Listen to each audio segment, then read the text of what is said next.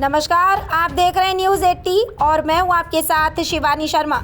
उत्तर प्रदेश की राजनीति, मौसम, किसान, अदालत और बड़ी प्रशासनिक खबरों के साथ हाजिर है आज की 15 फटाफट बड़ी खबरें। तो चलिए शुरू करते हैं आज का सुपरफास्ट बुलेटिन।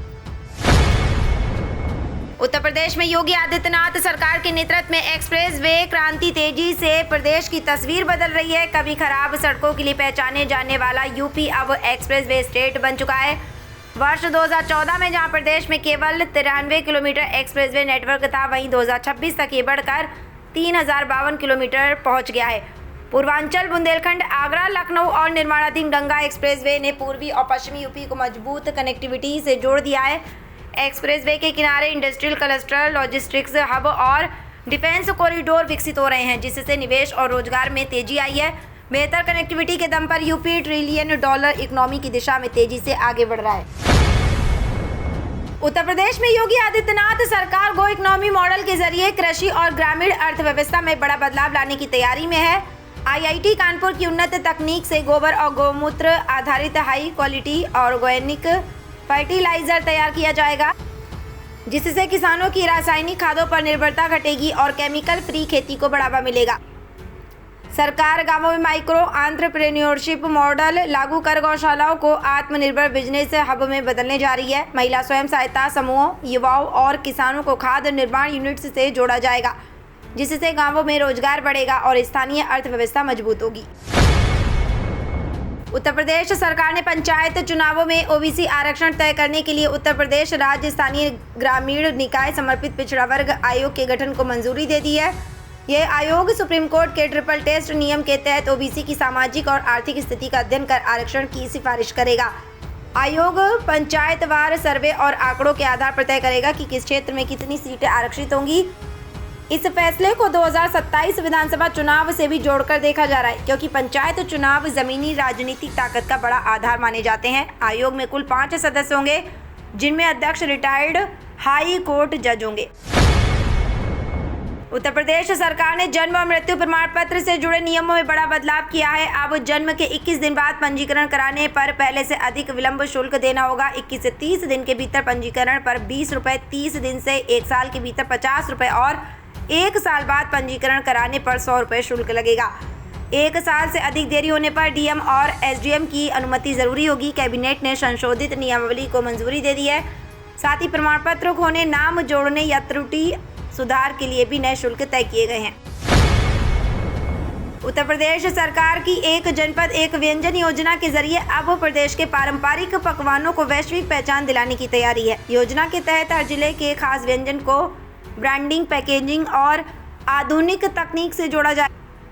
FSSAI, CFTRI और NIFTEM की मदद से व्यंजनों के लिए स्टैंडर्ड रेसिपी मैनुअल तैयार होगा, जिससे स्वाद और गुणवत्ता एक जैसी बनी रहेगी। स्मार्ट पैकेजिंग, QR कोड और न्यूट्रिशन लेबलिंग के जरिए इन्हें अंतर्राष्ट्रीय बाजार में उतारा जाएगा। वहीं महिलाओं के स्वयं सहायता समूह और स्थानीय उद्यमियों को मुफ्त प्रशिक्षण देकर रोजगार के नए अवसर भी पैदा किए जाएंगे। समाजवादी पार्टी प्रमुख अखिलेश यादव ने प्रधानमंत्री नरेंद्र मोदी पर महंगाई, ईरान और नीट परीक्षा को लेकर तीखा हमला बोला। अखिलेश ने कहा कि अगर PM मोदी ईरान के साथ खड़े होते तो युद्ध नहीं होता। उन्होंने तंज कसते हुए कहा कि जैसे प्रधानमंत्री बिना अनुमति पाकिस्तान गए थे, वैसे ही ईरान चले जाते तो हालात बदल सकते थे। सोने की बढ़ती कीमतों और महंगाई पर भी उन्होंने केंद्र सरकार को घेरा। वहीं नीट परीक्षा को लेकर कहा कि बीजेपी सरकार ने इसे लीक एग्जाम कहना चाहिए और इस मामले में प्रधानमंत्री व मुख्यमंत्री से इस्तीफे की मांग की। उत्तर प्रदेश के उप मुख्यमंत्री केशव प्रसाद मौर्य ने विधानसभा चुनाव और मुख्यमंत्री पद को लेकर बड़ा बयान दिया है। उन्होंने कहा कि भाजपा में व्यक्ति नहीं बल्कि पार्टी तय करती है कि कौन नेता कहां से चुनाव लड़ेगा। CM बनने के सवाल पर मौर्य ने कहा कि वह पार्टी के कार्यकर्ता हैं और फैसला पार्टी व विधायक दल करता है। उन्होंने भरोसा जताया कि भाजपा प्रदेश में लगातार तीसरी बार सरकार बनाएगी। साथ ही अखिलेश यादव पर निशाना साधते हुए कहा कि वह एक विफल मुख्यमंत्री रहे हैं और कभी सफल नहीं हो पाएंगे। समाजवादी पार्टी प्रमुख अखिलेश यादव ने 2027 यूपी विधानसभा चुनाव में कांग्रेस के साथ गठबंधन की संभावनाओं के संकेत दिए हैं। उन्होंने कहा कि सपा को गठबंधन चलाने का अनुभव है और भविष्य में भी जीत के आधार पर गठबंधन होगा, सीटों के आधार पर नहीं। हालांकि उन्होंने चुनावी रणनीति का खुलासा करने से इनकार करते हुए कहा कि विरोधी बहुत ताकतवर है। विपक्ष के चेहरे पर अखिलेश ने कहा कि महंगाई, बेरोजगारी, नीट परीक्षा अग्निवीर और पीड़ित जनता ही इस बार असली विपक्ष है। उन्होंने पीडीए में पी का मतलब पीड़ित बताया। कैराना से सपा सांसद इकरा हसन ने उत्तर प्रदेश पुलिस पर गंभीर आरोप लगाए हैं। इकरा हसन का कहना है कि सहारनपुर में एक पीड़ित बुजुर्ग महिला के साथ न्याय की मांग उठाने पर पुलिस ने उन्हें हिरासत में लेकर महिला थाने में बैठाया। उनके मुताबिक महिला अपने बेटे की हत्या मामले में निष्पक्ष जांच की मांग कर रही थी। इकरा ने आरोप लगाया कि डीआईजी कार्यालय में आवाज उठाने पर ट्रैफिक बाधित करने का हवाला देकर पुलिस उन्हें थाने ले गई। बाद में समर्थकों के पहुंचने पर पुलिस ने उन्हें छोड़ दिया। पुलिस की ओर से फिलहाल कोई आधिकारिक बयान सामने नहीं आया है। 2027 यूपी विधानसभा चुनाव को लेकर इंडियन नेशनल कांग्रेस ने तैयारियां तेज कर दी हैं। बिहार चुनाव से सबक लेते हुए कांग्रेस ने सीट बंटवारे और उम्मीदवार चयन पर पहले से काम शुरू कर दिया है।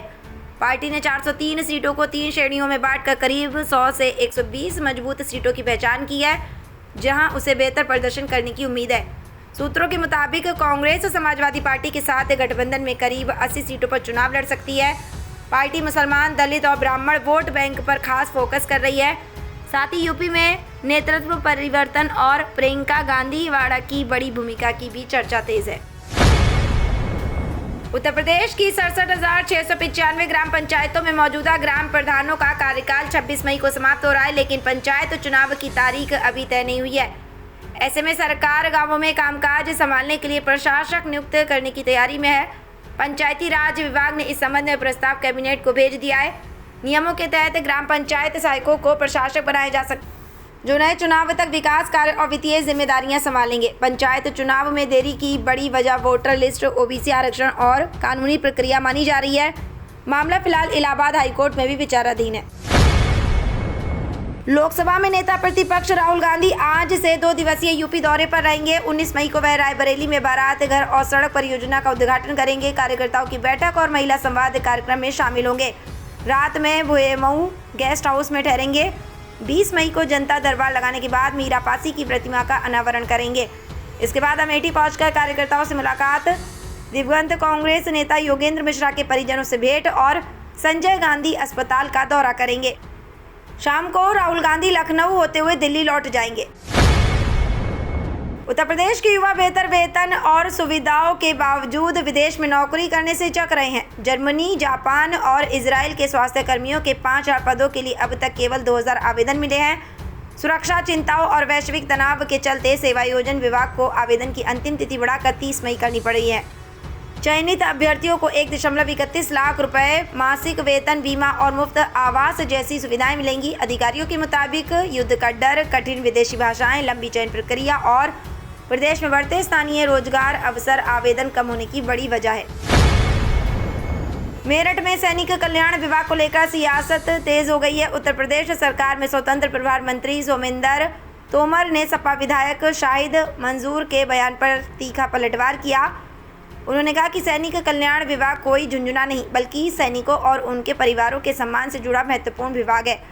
पहली बार मेरठ पहुंचे मंत्री का भाजपा कार्यकर्ताओं ने जोरदार स्वागत किया। नमो भारत रेल से पहुंचे तोमर ने कहा कि वे नई जिम्मेदारी को पूरी गंभीरता से निभाएंगे। साथ ही उन्होंने दावा किया कि अगले चुनाव में भी प्रदेश में भाजपा सरकार बनेगी।